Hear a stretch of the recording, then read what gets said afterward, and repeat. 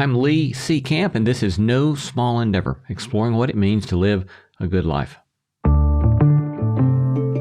What you're supposed to do, I think, is, as much as possible, understand that our life is a gift, our world is a gift, the creatures we live with are all gifts.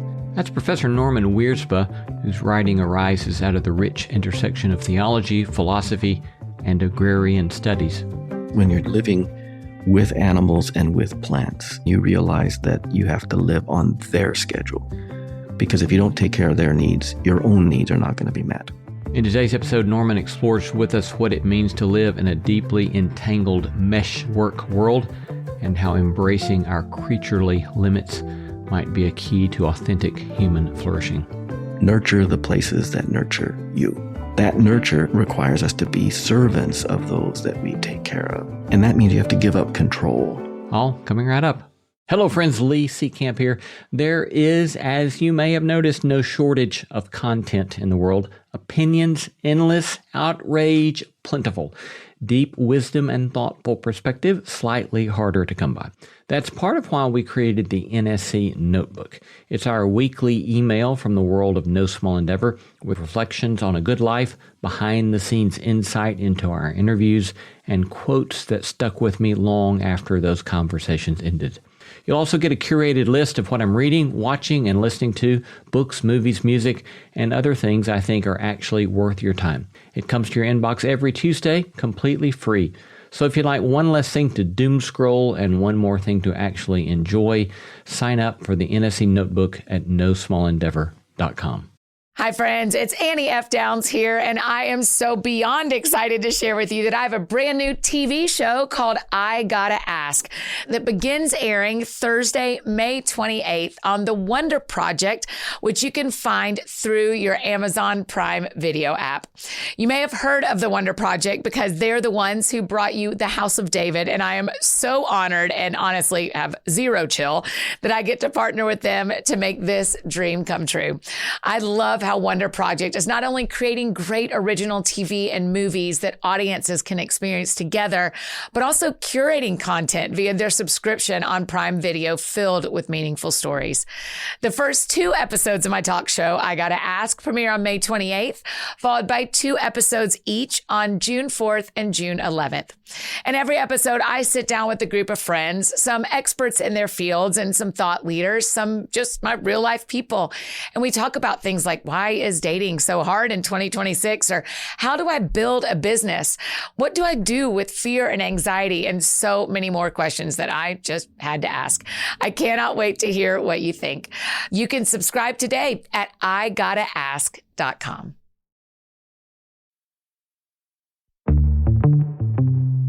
I'm Lee C. Camp. This is No Small Endeavor, exploring what it means to live a good life. When you're dealing with living creatures, plants and animals, they have their own rhythms, their own routines. And sometimes it's something you don't want to have to deal with, right? Because you have things that you'd like to do according to your schedule. That's Professor Norman Wirzba, the Gilbert T. Rowe Distinguished Professor of Christian Theology at Duke University. But central in his academic work is a much earlier identity in his life, namely having been raised on a farm in Southern Alberta, Canada, with the Rocky Mountains on his western horizon. When you wake up on a farm, it's what do the plants need?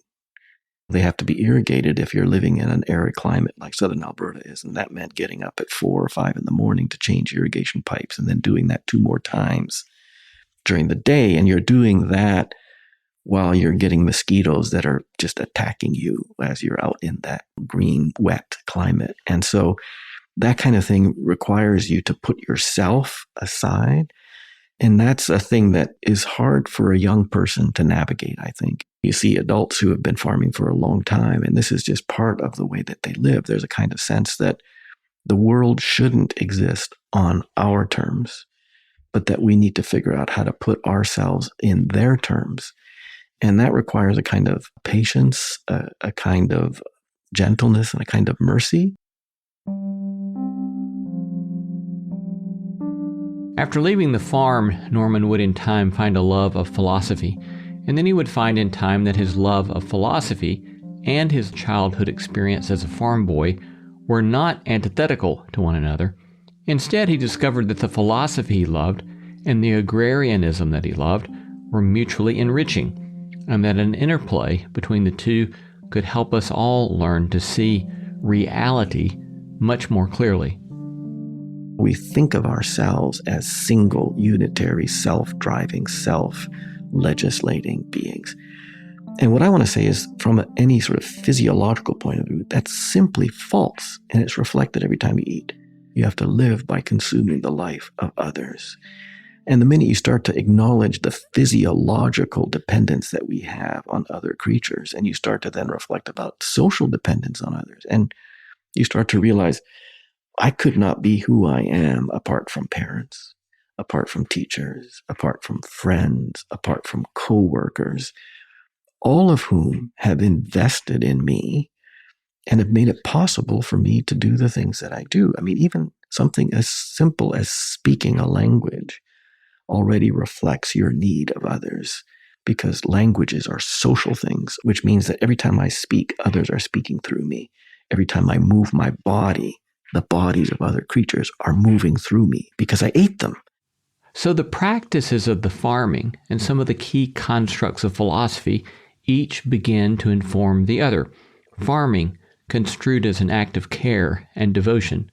What it means to be a human, construed as an interdependent existence instead of some naive individualism.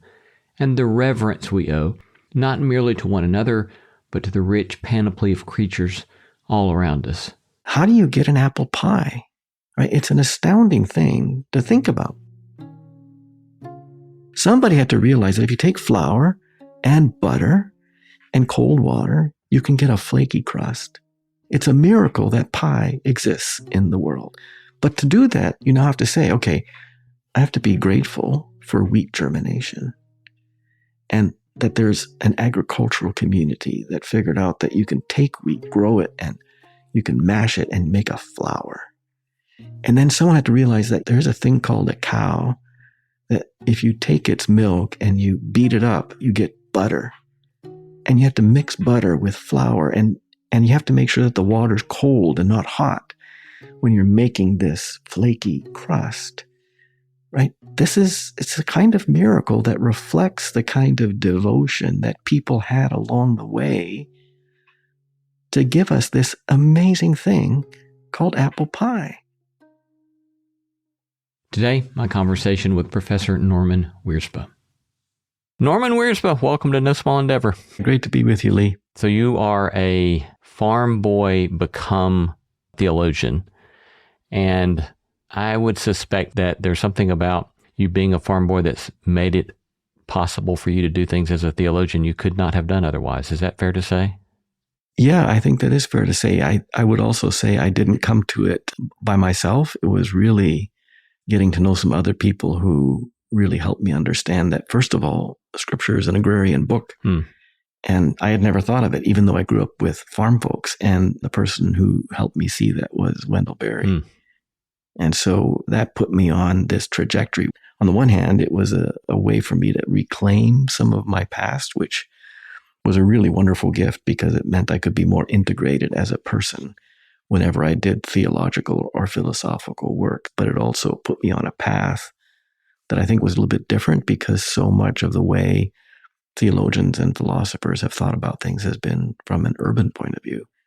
When you think back about days as a farm boy, what are visions or smells or memories that arise for you?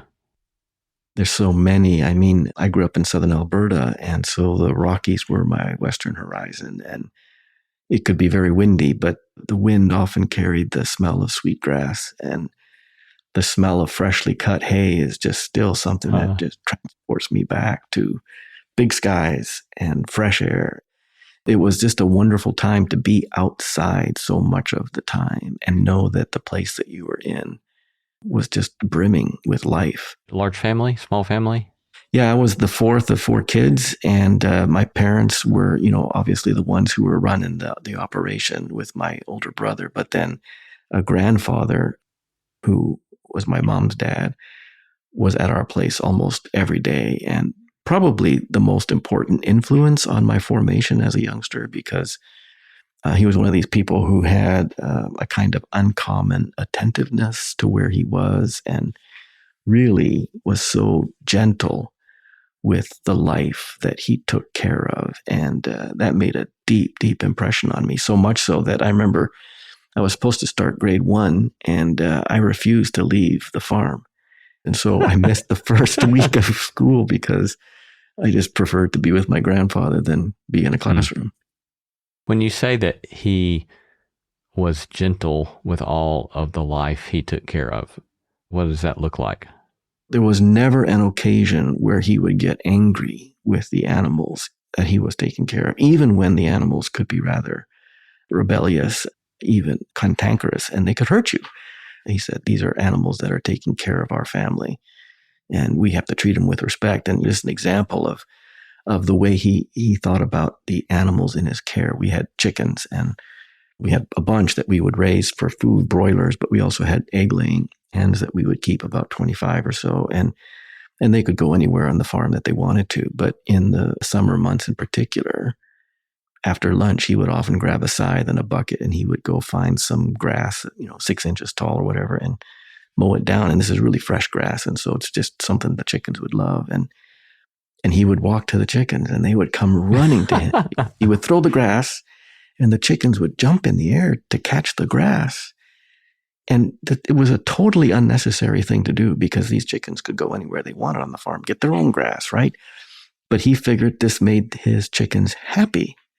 So he said, I got to take care of them because if they're going to feed me, I want to make sure that their life is a good life. And so that little ritual, it still sticks in my mind all these years later because A, it was so unnecessary, and B, it was an indication of his kindness, but also his understanding that a farm can be a place of shared joy, not just for people, but even with the animals.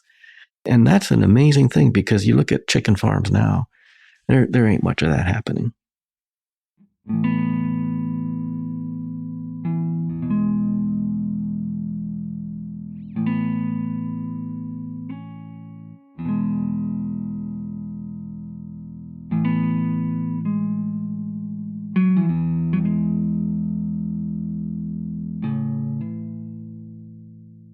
Your book, This Sacred Life, you began talking about the predominance of the notion of the Anthropocene. Would you kind of describe for us the significance of that construct and what it helps us see? I guess the best way to start is to say that for about 10,000 years, we've been living in this period called the Holocene. And that's this period in which there was a kind of regularity, predictability to natural cycles. This was so important because it's within this 10,000-year window that human beings could develop agriculture. It's where we got food. It's where we learned how to develop fiber and forestry and so forth. And so the predictability of climate was really, really important for that civilizational development. But geomorphologists and natural earth system scientists said that around the year 2000 or so, we began to question whether or not something like nature's predictability could be assumed any longer because we had been putting so much carbon dioxide into the atmosphere that we were destabilizing the system's predictability. Because what all that CO2 does when you put it in the atmosphere, it acts like a kind of blanket.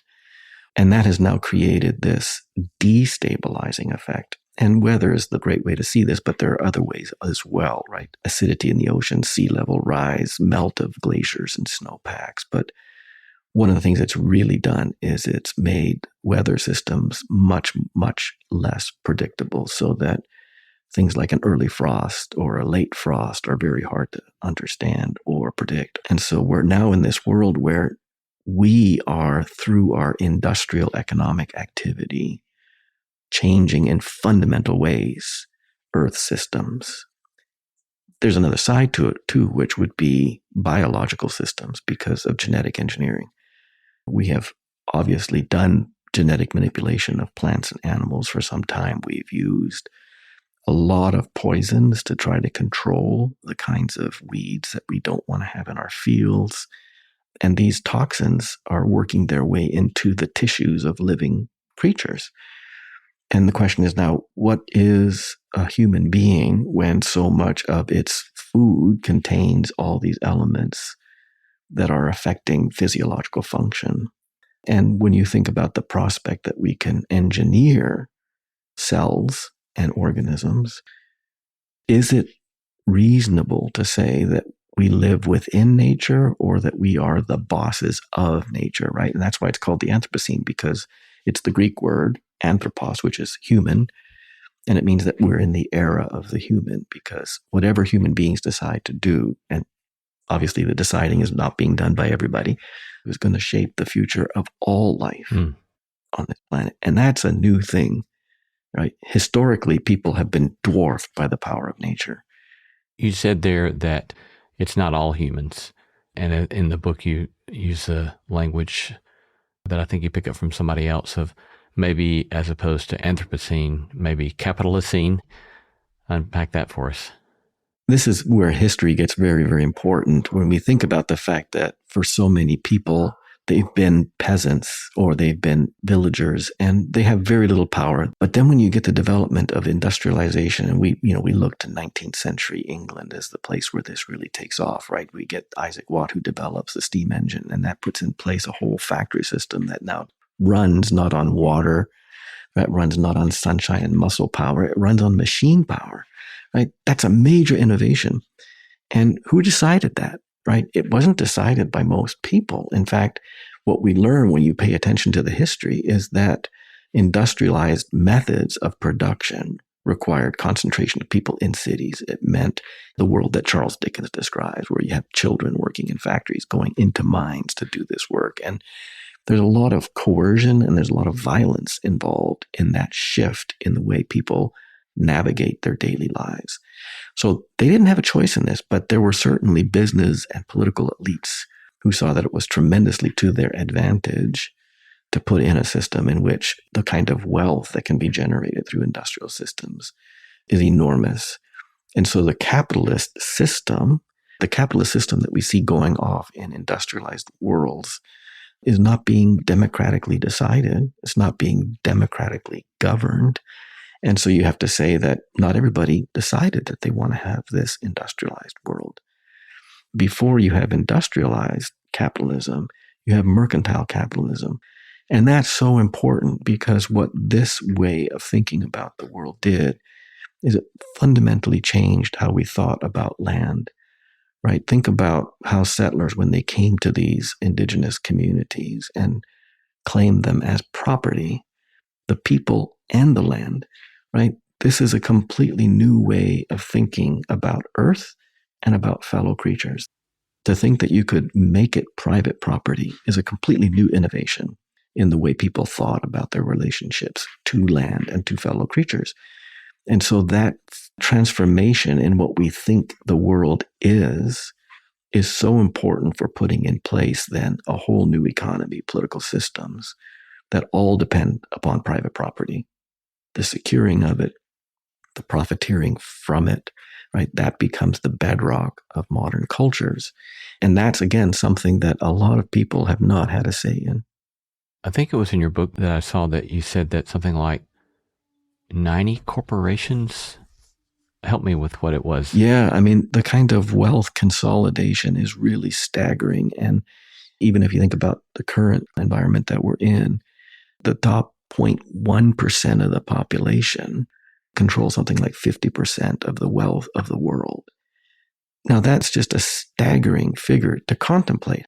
And what kinds of problems is it creating when you have that kind of wealth inequality, right? Thomas Piketty's talked about this in his writing about what wealth inequality is doing to our societies, the kinds of resentments it's causing, but also how the wealth inequality is creating a class of people who are mostly oblivious to the damage that they are doing through their economic policies.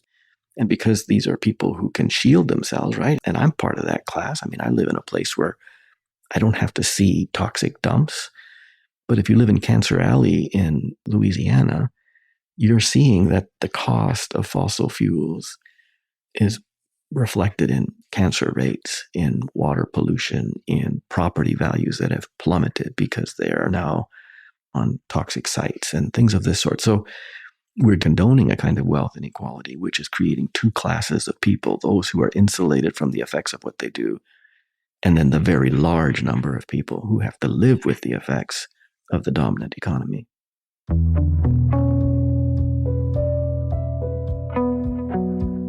You're listening to No Small Endeavor and a conversation with Norman Wirzba. I love hearing from you. Tell us what you're reading, who you're paying attention to, or send us feedback about today's episode.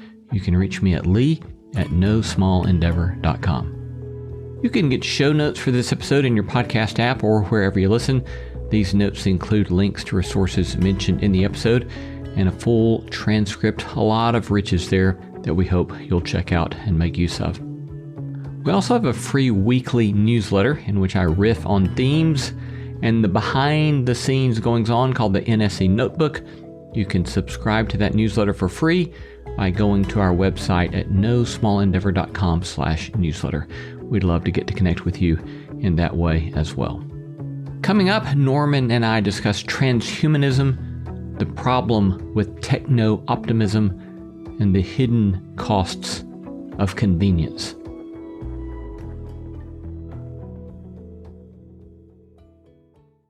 Hey friends, one of the things that we've learned from listeners is that many of you don't want to just listen to these conversations. You'd like to go deeper than that.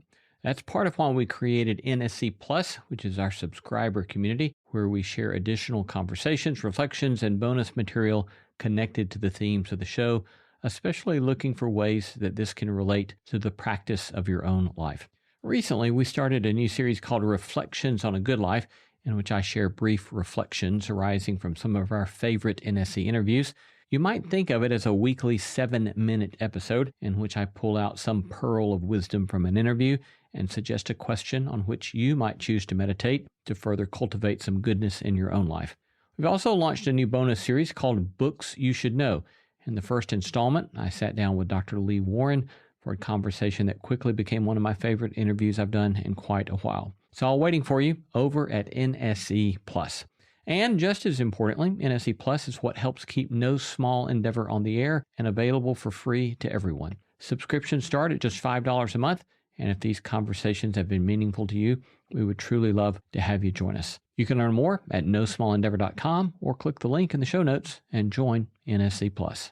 Study and play come together on a Windows 11 PC. And for a limited time, college students get the best of both worlds. Get the Unreal College Deal. Everything you need to study and play with select Windows 11 PCs. Eligible students get a year of Microsoft 365 Premium and a year of Xbox Game Pass Ultimate with a custom color Xbox wireless controller. Learn more at windows.com/student offer. While supplies last. Ends June 30th. Terms at aka.ms/collegepc.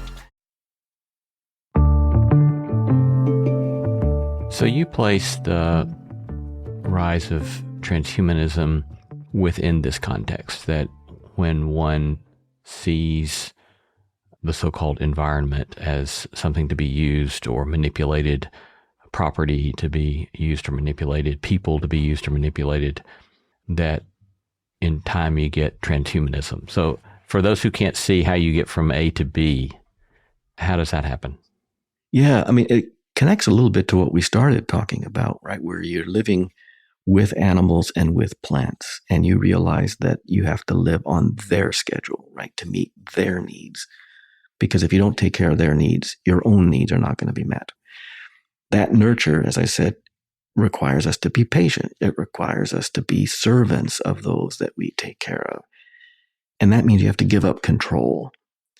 And that's something that is very difficult for a lot of people to handle, right? We want to be the ones in control. We want to be the ones that set the terms for our own life. And that means you have to take control of others.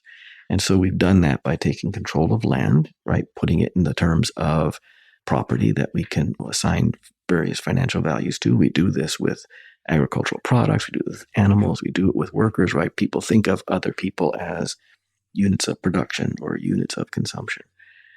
But eventually, this has to turn to ourselves, our own bodies, because to be in a body and not just have a body, we are our bodies. You then have to deal with the fact that our bodies, they fall apart. They don't always do what we want them to. And we don't like that. And so transhumanists, part of what they will be doing is they will be trying to figure out how do we bring our bodies under a kind of regimen in which we can stave off illness, where we can even solve death, as a division of Google is talking about.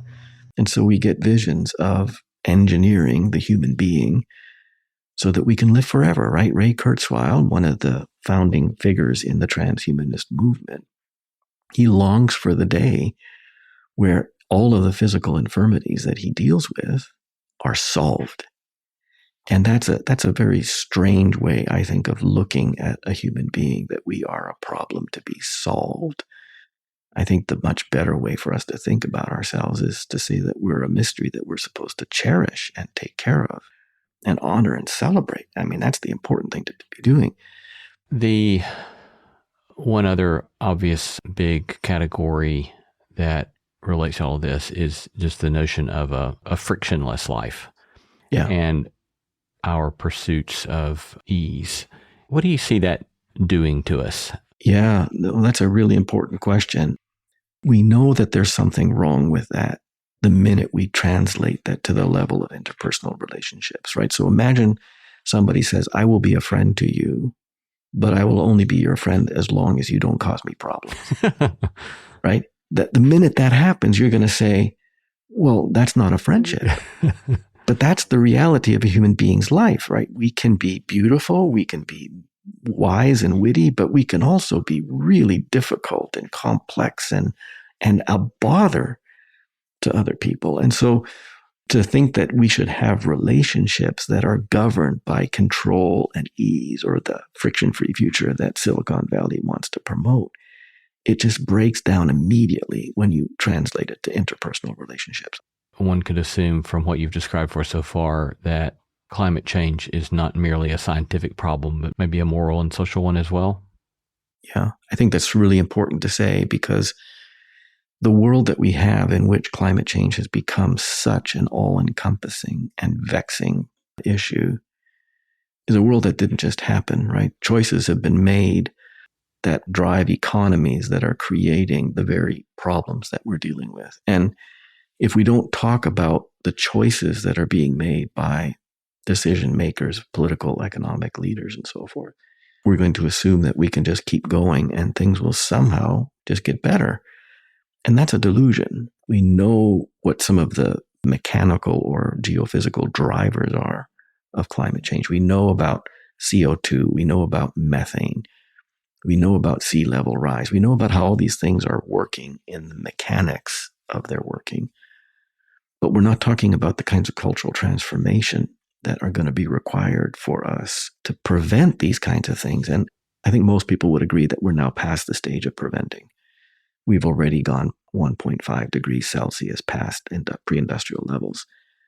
So really what we're at now is this stage where we have to figure out how are we going to do the adaptation in various communities. And some of them are going to have to adapt in ways that others are not. So for instance, in North Carolina, where I live, coastal people are already thinking seriously about how long they're going to be able to stay in their communities, because when hurricanes come through, these communities are facing tremendous flooding. And we need to be serious about thinking how do people who are living in these communities handle something like migration, which is a big deal, right? If you've grown up in a place and you think this is your home, and suddenly you have to leave because you just physically cannot stay there, it's not safe.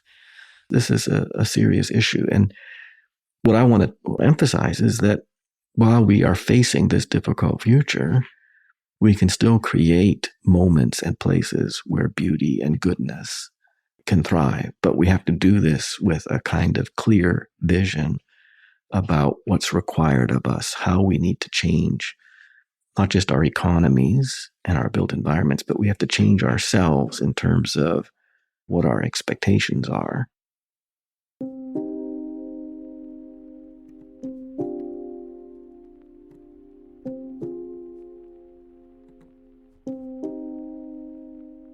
How would you respond to someone who says, you're just being pessimistic, you're lacking optimism, that you're not taking seriously the human capacity to use technology to solve our problems?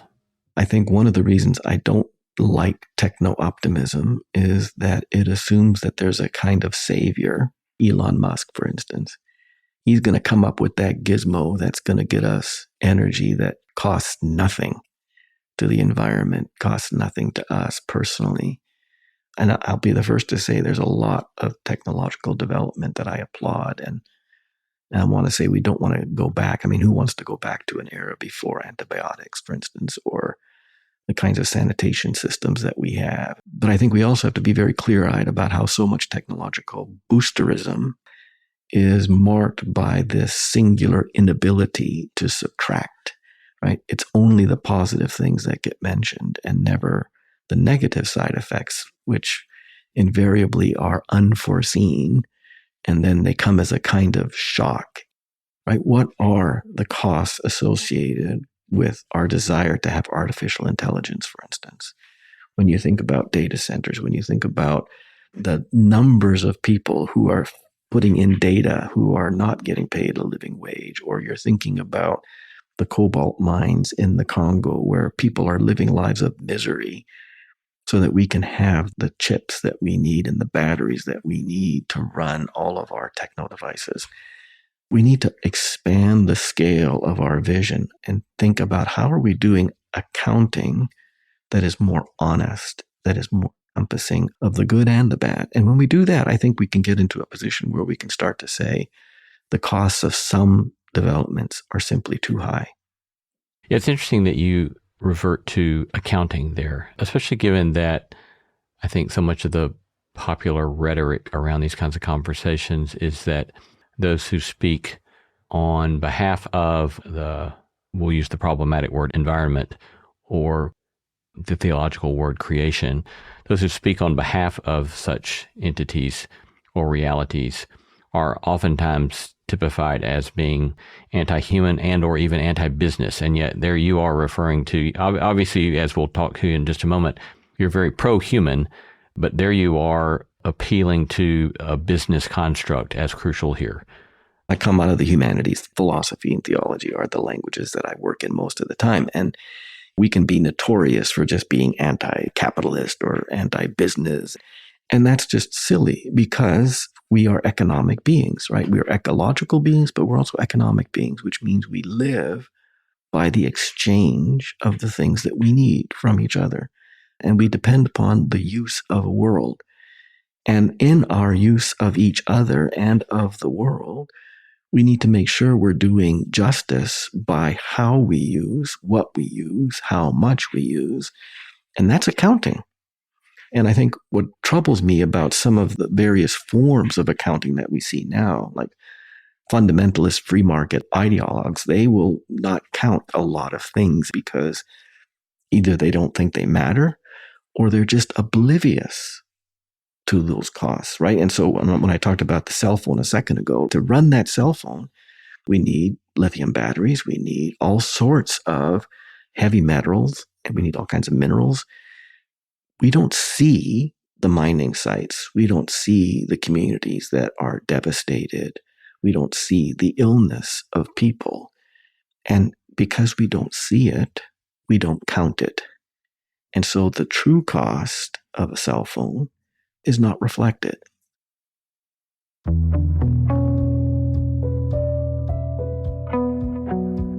Coming up is a short break, followed by our discussion on the illusion of the individual, the true meaning of sacrifice, and the wisdom to be found in rest.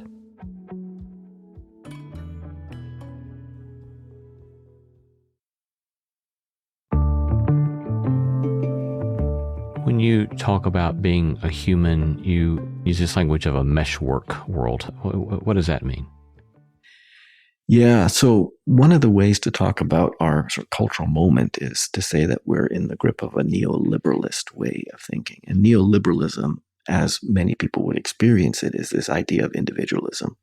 It's self-reliance, it's self-making. So that if you succeed, you're good. And if you fail, it's all your fault. And it's reflected in the suspicion of social programs. It's reflected in our reliance on the automobile, right? Independent choice. Go wherever you want, whenever you want, on your own terms. And anything that would suggest the common well-being is cast as socialist or even communist. So this idea that we are self-contained, self-determining beings that are individual is physiologically false, and it's also personally and socially false. Because for us to exist, others have to be existing through me at the same time. I was not raised on a farm, and I didn't hunt much, but I remember the first time I went dove hunting, and I remember we shot a bird, and my father taught me how to wring its neck, and I remember the warmth of the blood running across the back of my hand. And the first time I'd ever had that experience. And I've always looked back on that with gratitude, because I think one of the things that it taught me was that we live by the sacrifice of other living creatures and other living entities. It made it so real to me. It was a very different posture, I think, that I just got in that one little glimpse, that you're pointing us to this sort of gratitude and joy in our interdependence that gets obscured by our consumerist world. I think you're right about that. And, to bring it back to my grandfather, I think that is at root what prompted gentleness in his own demeanor toward other living things, because he knew that if you're going to eat a chicken, you're going to take its life. And that's a very sacred moment. If you don't treat the chicken as just a mechanism, right? If you see it as a living being that is feeding you so that you can live. The hallmark of the sort of sacrifice that you mentioned is there's always the question, why in cultures around the world is the animal that is sacrificed only ever a domesticated animal, right? Wild animals are never sacrificed in religious traditions around the world. And one of the best explanations, I think, that has come up for this way of living with creatures where you sacrifice them is that there are two offerings that happen at the sacrificial altar. One is the offering of the animal, yes. But the other thing that you're offering is yourself. And if you're not offering yourself through the care that you show to the animal that you sacrifice, your sacrifice is illegitimate. And that's why I think when you look at the Israelite prophets, they denounce sacrifice, because what's happening in Israel at this time is that people are showing up at the temple and they're just buying animals and they're putting them at the altar. And the priests are saying, but there's no life of self-offering. You've done nothing to care for this animal. And the way we know that you've done nothing to care for this animal is that you have an uncaring disposition. And that uncaring disposition is reflected in what the prophets denounce, which is the fact that there are orphans, there are widows who are not being taken care of, right? So the whole sacrificial sensibility is dependent upon the people who offer sacrifice having cared for what they are sacrificing.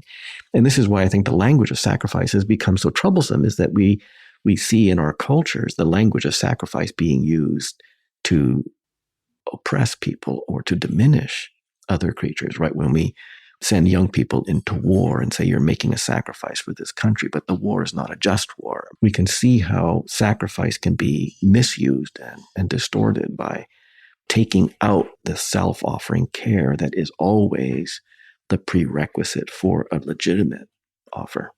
And it goes back to what you're saying earlier about in the quest for the frictionless life, we lack the formation that can make us caring people, right? Because if it's all up to what's capable to me as a consumerist being, then I never have that kind of cultivation of self where I become the person who cares for others or cares for myself or cares for the world around me. Yeah. I mean, if you think about how when you live in a world where you manage your existence, you're taking care of your livelihood through just shopping for things, you never really have to figure out, well, what was the care that went into the making of these things, right? And I think that's a real signature issue for me now is we're in a world that is awash with things that we can purchase.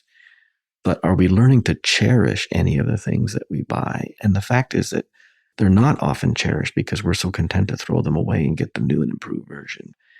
So the ability to care, I think, is absolutely foundational to us being able to live better with each other, but also to live better with our world, to live better in our neighborhoods, to live better in our homes, to live better with any of the things that we use in the day-to-day. You adopt or seemingly sympathetically nod to indigenous religious, if we want to use that language, indigenous religious traditions, which might be surprising to someone as a Christian theologian. And you explicitly set that against Western traditions. So how do you see that working? Yeah, I mean, it's complicated because on the one hand, it's dangerous for Western white guy like me to just go and sort of ransack indigenous cultures and wisdoms because we think it can solve all of our problems and have really no connection with the lives of these indigenous communities. And so I really think it's important for people who want to engage with indigenous peoples that they do this in postures of respect and have gotten consent from the people that they want to learn from. Because just as imperialist colonists took over indigenous lands, now we're trying to take over their knowledge. And, one of the things I would say is that it's not just indigenous traditions that interest me, it's also pre-modern traditional agricultural traditions. The point that's the important one is, how do you find and work with traditions that have spent generations, hundreds of years actually, navigating their place in the world by learning the practices of care, the practices of attention. And, I just remember talking once with Robin Kimmerer about the book Braiding Sweetgrass, this fabulous book. So many people have read it. And she talks about how the kind of life that she talks about there grows out of respect for the life that you're engaging, right? Learning the wisdom of trees, the beauty and the nurture of wild strawberries, right? These are things that, you don't presume upon, because you should never presume upon the life of another, because every life is a sacred gift. This is something that grows out of the lived experience of taking care and being attentive, being watchful, learning practices of restraint, learning the practices of Thanksgiving, right? I mean, think about the Thanksgiving address that so many indigenous cultures have in varying forms. It's a humbling thing for you to take the time to enumerate the gifts of water and soil and seed germination. And when you do that, it changes your posture.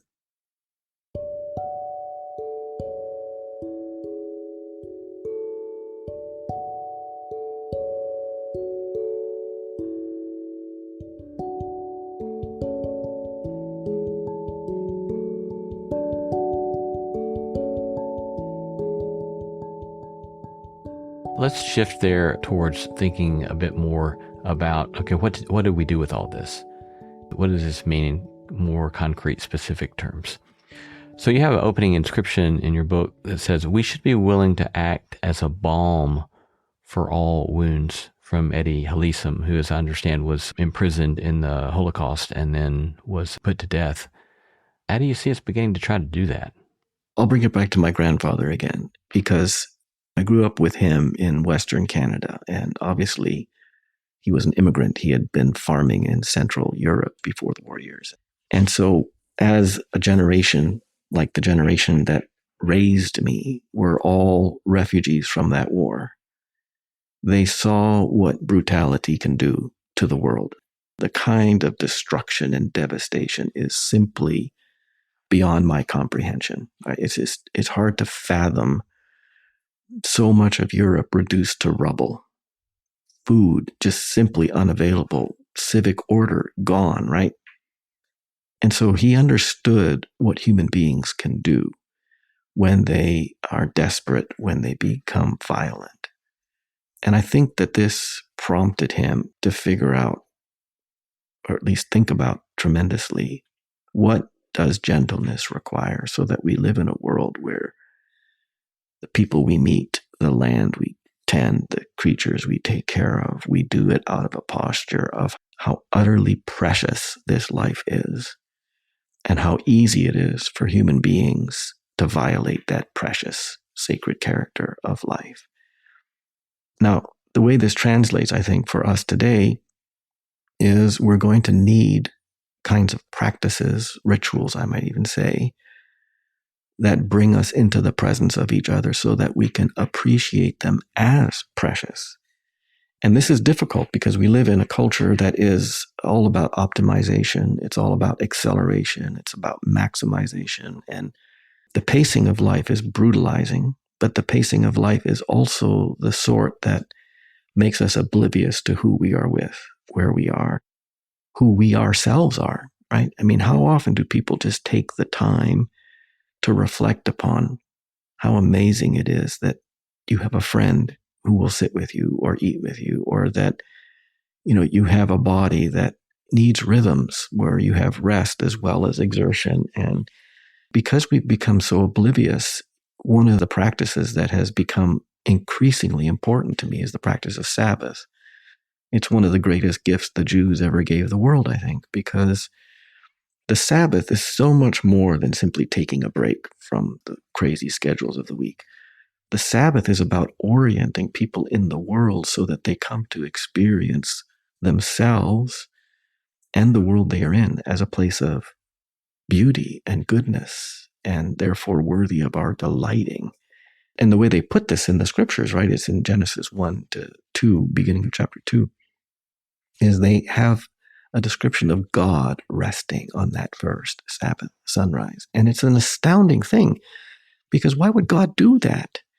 And the answer that they gave was because resting is the climax of human activity. And by resting, they don't mean stopping activity. They mean resting as being in the world so that you're no longer governed by restlessness, wanting to have more, wanting to do more, wanting to be more. What the Sabbath is saying is that rest means that you are so in the presence of the other that you are with, that delight and absorption are the things that you want to achieve. And they recognize that this is not going to be easy because our schedules are such that we can quickly become damaging in the ways that we live with others. And that's why they said you need to have the Sabbath observed regularly, and you need to do it in community. Because when you're living in an anti-Sabbath culture, like I think the one we're in is, you're not going to be able to say, oh, I'm just going to do Sabbath by myself. You need encouragement. You need people who will help you be accountable. And when you're in that posture of being in the presence of another in such a way as to value and appreciate their goodness, their beauty, their never again to be repeated freshness, you might say, you learn to treat them differently.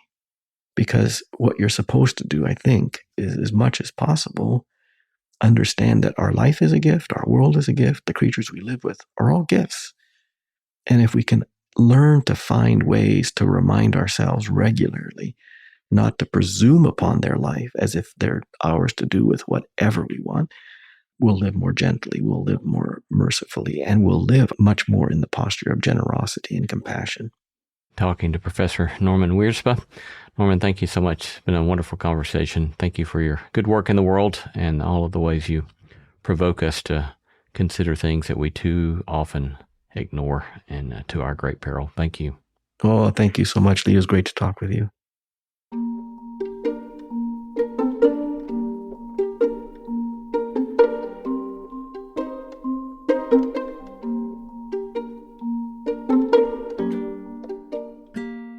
Here's one closing take on today's interview. In Norman's telling, the farm was not a place of mere food production. It was a school in creaturely humility and dependence, and learning that the world does not exist on my terms.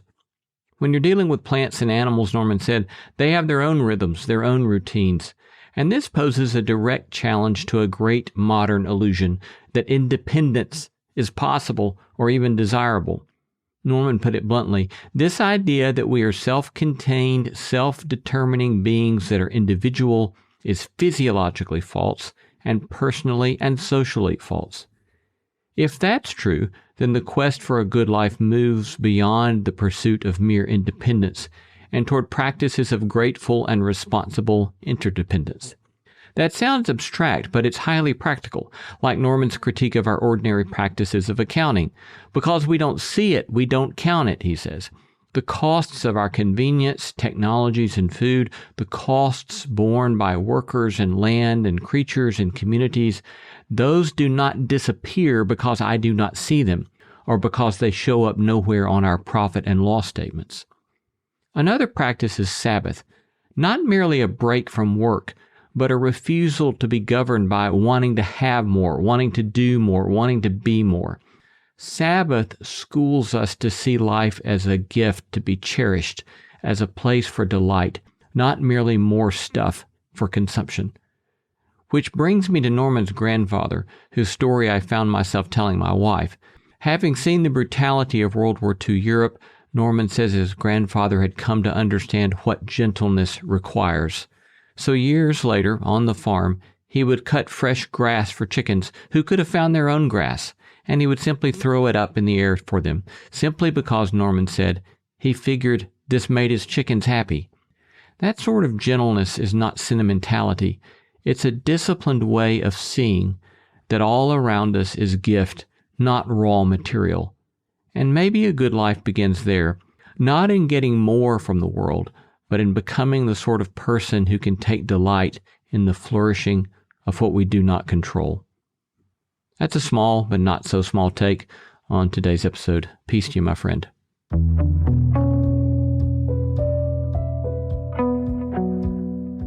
You've been listening to No Small Endeavor and our interview with Professor Norman Wirzba, the Gilbert T. Rowe Distinguished Professor of Christian Theology at Duke University, where he also serves as a Senior Fellow at the Keenan Institute for Ethics. Norman is also the Director of Research at Duke's Office of Climate and Sustainability. We gratefully acknowledge the support of Lilly Endowment Incorporated, a private philanthropic foundation supporting the causes of community development, education, and religion.